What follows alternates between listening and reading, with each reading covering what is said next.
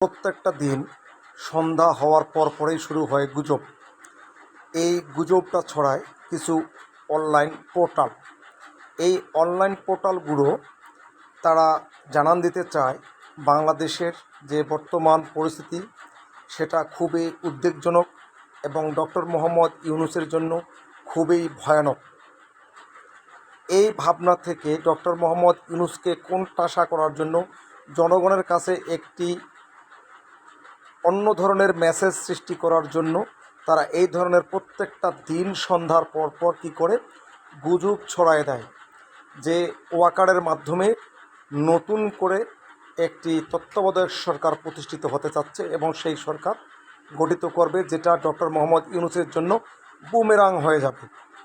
এটা হচ্ছে প্রত্যেকটা দিন সন্ধ্যার পর এই ধরনের কর্মকাণ্ড।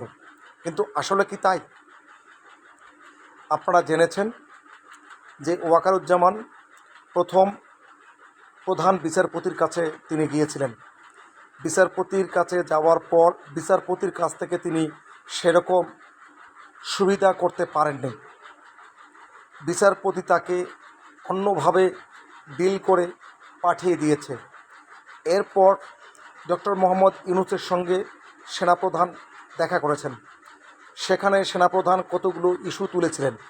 অন্যতম ইস্যু ছিল যে সেনাবাহিনীর লোকজন অপকর্ম করেছিল এর বিচার বন্ধ করার জন্য এবং এই বিচারটা সেনাবাহিনীর আইনে সেনাসমর্থিতভাবে করার জন্য চেয়েছিল।